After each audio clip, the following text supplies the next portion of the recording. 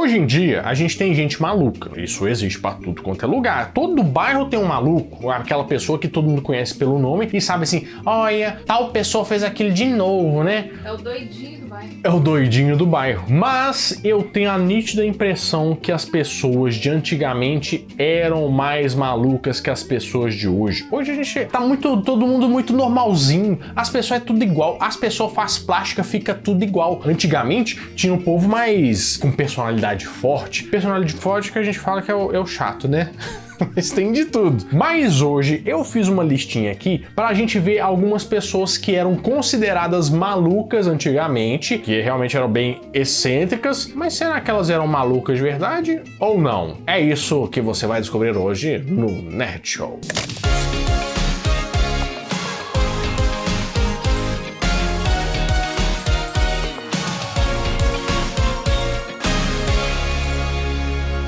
Fala, meus queridos amigos, como estão vocês? Vocês estão bom, né? Eu vou conversar aqui com uma pessoa que entende de malucagem. Barbarelando, por favor. Ah, Renato, não posso falar palavrão uma hora dessa, né? Você se considera uma pessoa maluca? Claro que não. Sã que só. Você concorda que antigamente as pessoas eram mais malucas? Sim. Você se lembra do juiz, que era aquela pessoa que ele saía correndo e dava o cartão assim? Sim.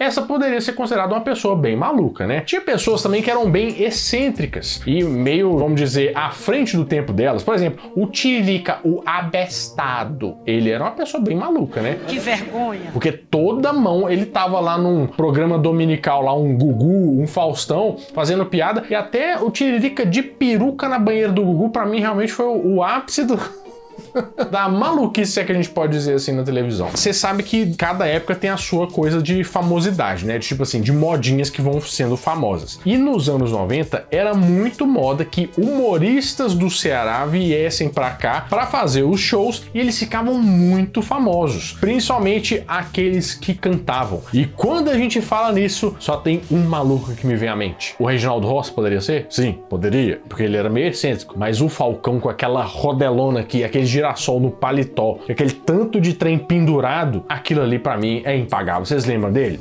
I love seu corpinho, I love seu umbiguinho, I love seu pezinho. Lembras do Falcão, Gabrielano? Com certeza. O Falcão, pra quem não lembra, gente, ele era grandão, ele era formado em arquitetura e ele tinha músicas que se ele cantasse hoje, ele ia ser, com certeza, muito cancelado. Nossa senhora. O primeiro CD que ele gravou é de 1992, que se chamava Bonito, Lindo e Joiado, que eu imagino que deve ser cheio de joia, né? Ou então assim, ó, joiado, não sei. Que tinha músicas como, por exemplo, um grande sucesso dele que é I'm Not Dog No, você lembra dele? I'm Not Dog No for life, so humble. I'm Not Dog No. Será que o Falcão vai dar direitos autorais na gente, Gabriela? Renato, eu acho que você é o patrimônio musical desse canal. E tem uma outra canção, né, que a gente pode falar que chama Holiday Foi Muito, e eu acho que a gente vai ter que tocar isso aqui com pi, né, Barbarelando? Você vai arriscar? Não, eu não vou, eu vou cantar, eu vou interpretar. Homem é homem, menino é menino. Todas as palavras aqui porque eu não são impronunciáveis, hoje não pode, sabe? Eu acho que é porque eles não descobriram esse disco aí dele, porque senão... Mas o Falcão, ele já se meteu em perigo pior ainda, sabe por quê? Ele quis fazer uma versão da música do Roger Waters, Another Brick in the Wall. Tem um corno lá, o tal do Roger Waters, que proibiu de eu gravar essa música. Foi a maior confusão. E eu fiquei com tanta raiva que agora eu também não deixo mais o Pink Floyd gravar, não é uma música minha. Pronto, acabou. Ele fez uma versão do Atirei o Pau no Gato. Não sei se você lembra disso. Atirei o pau no gato. Mas o gato não morreu. Ei, Chica, deixa o gato em paz.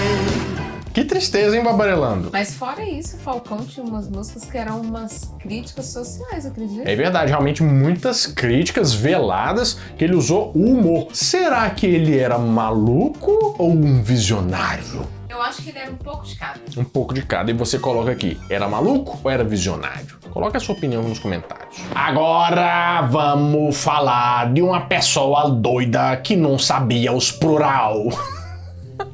ele deixava as plantas, bicicleta e os...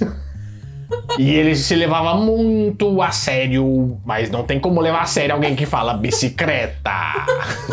Mas eu estou falando de um maluco que com certeza você vai conhecer. O famoso Zé do Caixão. Você lembra dele? Você aprontou demais. Lágrimas não me satisfazem. Um patrimônio cultural brasileiro que com certeza adorava fazer o Gugu de manicure. Eu não sei se vocês lembram, porque ele toda vez ia a um programa do Gugu pra cortar as unhas pra doar pra instituições de caridade, pra fazer um leilão. Tinha pessoas que falavam que colecionavam as unhas do Zé do Caixão. Eu fico pensando nisso e lembrando hoje em dia, eu falo assim, meu Deus, por que a gente assistia isso, né? Por que a gente se interessava com as unhas do Zé do Caixão? O Zé do Caixão, na verdade, ele é um personagem do José Mojica Martins, né? Que ele criou depois de ter um sonho, que ele falou que sonhou que iam arrastar ele pro cemitério. Vi um personagem de preto que me levava para uma gruta onde mostrava a idade do meu nascimento, né? E a minha morte. A minha morte eu não queria ver. E a partir daí, ele criou o Zé do Caixão. E acabou que ele se embrenhou nesse mundo do cinema e acabou fazendo filmes de terror, que até hoje são considerados como se fosse o filme pai do terror brasileiro. E até fora do Brasil, ele é reconhecido por isso. E ele tem a trilogia do Zé do Caixão, que é A Meia-Noite Levarei Sua Alma, de 1964. Esta Noite Encarnarei em Seu Cadáver, de 1967. E A Encarnação do Demônio, de 2008. Eu senti notas de Faustão aí nas suas falas. É, precisamente, obrigado. Mas o Zé do Caixão, ele queria ser meio levado a sério assim, mas eu acho que o melhor caminho não foi participar de todos os programas de domingo, né? Tipo assim, teve uma vez que ele foi até levar a Gretchen no Play Center. E agora, Gretchen, eu vou levá-la para o meu estranho mundo, um mundo realmente de paz e felicidade. E também teve até uma vez que o Zé do Caixão se candidatou para um cargo público. Você imagina se o Zé do Caixão ganha e ele chega lá numa Câmara dos Deputados e fala assim, bom dia, bom dia. Ah, isso ia ser o de menos, viu, Renato? Será que essa é a coisa menos maluca que ia acontecer no nosso coisa pública hoje em dia? Arrisco a dizer que sim. É possível. E para vocês terem uma ideia, até do Topa Tudo por Dinheiro ele participou também. Zé do Caixão, com certeza a gente pode considerar um dos grandes malucos, não no mau sentido, né? Mas de antigamente, porque ele era bem excêntrico. Agora eu queria apresentar para vocês uma pessoa que hoje em dia, sim, ela está viva, está com saúde, graças a Deus, mas que muita gente não conhece e merecia conhecer. Vocês já ouviram falar no nome de Hermeto Pascoal? Ah, mas vocês têm que conhecer aquele que faz música sobre um rio dentro de um rio. Hermeto Pascoal é um músico, né, multi-instrumentista, que ele basicamente quer tirar som de qualquer coisa que tiver no ambiente. Por exemplo, ele tava lá, né, fazendo borbulhas no rio, mas ele também achava que conseguia tirar sons da barba dele. Ele fez um show ao vivo com o microfone.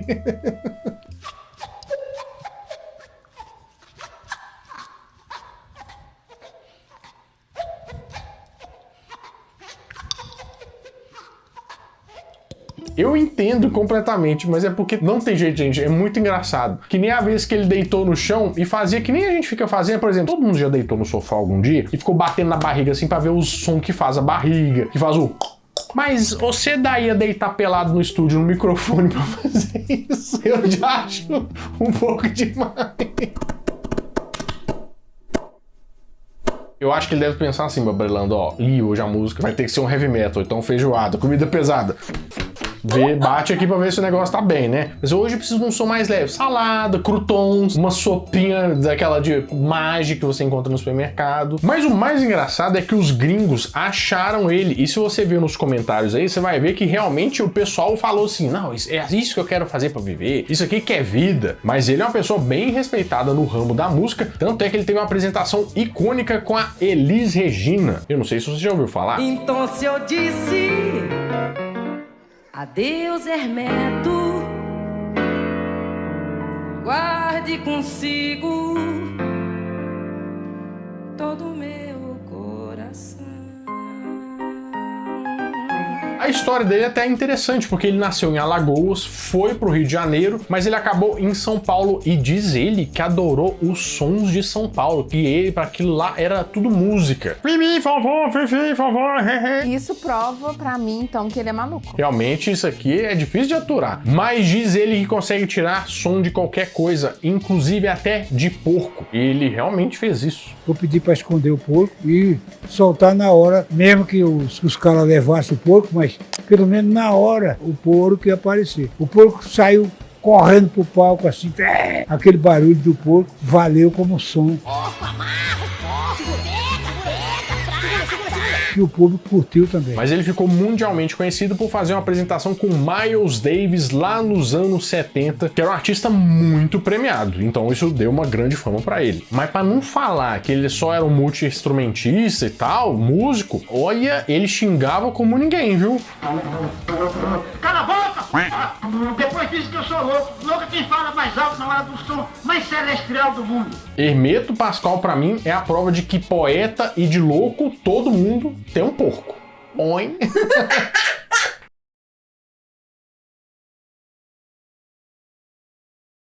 Mas já que a gente tá falando de pessoas excêntricas, a gente precisa relembrar uma figura da televisão brasileira que as pessoas mais novas não vão ter o prazer de conhecer. Você lembra do Clodovil Hernandes?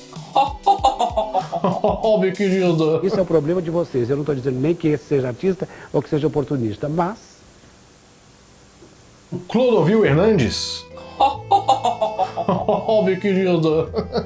Eu sou pra falar, meu Brelando, eu duvido alguém ser mais classudo do que Clodovil Hernandes. Classudo e chato, né? Esse é um viés de raciocínio mesmo que você pode dizer, porque ele era muito honesto. E quando a pessoa ela é muito honesta, normalmente ela é meio enjoada, você não acha, não? Acha. Porque isso é sempre assim, desculpa, é que eu sou muito honesto. Aí é só pra desculpa a pessoa ser chata pra caramba. Mas o Clodovil viveu numa época de ouro, em que você podia se reunir na mesma sala Clodovil, Enéas Carneira e Doutora Avani para bater um papo. Mas quantos anos você tem? 62. Então eu sou mais velho que eu tenho 65. Me respeite. E o Clodovil também, ele fazia altas tortas de climão. Às vezes nem era ele que começava. Você reclamou um dia que você ganhou de aniversário uma caneta Montblanc, você achou um presente nisso. Eu adoraria ganhar uma caneta Montblanc. Mas ele sabia terminar o negócio, nossa, como ninguém. Mas eu não tenho culpa que eu seja mais pobre que eu. E ele chegava num ponto de ser tão sincero que na própria Rede TV, que era o canal que abrigava ele começou a reclamar da grade de horário.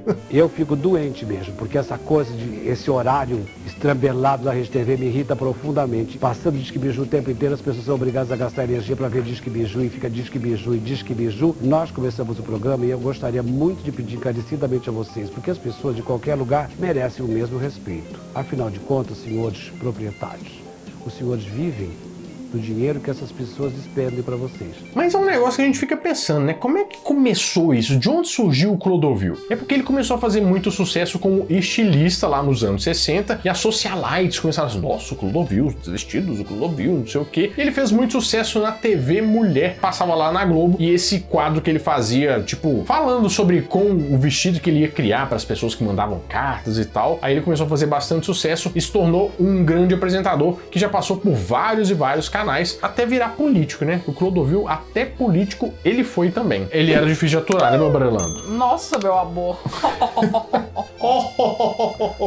Esse a gente pode considerar que ele era mais maluco ou ele era o quê, Babarelando? Maluco e chato. Babarelando, já vi que seu santo não bateu com o Clodovil, não, né? Não bateu comigo. Eu acho melhor a gente encerrar esse vídeo por aqui, porque a Babarelando já está se exaltando, ela está ficando nervosa, e daqui a pouco, se eu trouxer mais malucos aqui, o negócio pode sair de controle. Eu trago numa outra parte, uma parte 2. Bom, vou ficando por aqui, mas toda semana eu volto com mais um vídeo quentinho, fresquinho, crocante pra vocês. Então, adeus!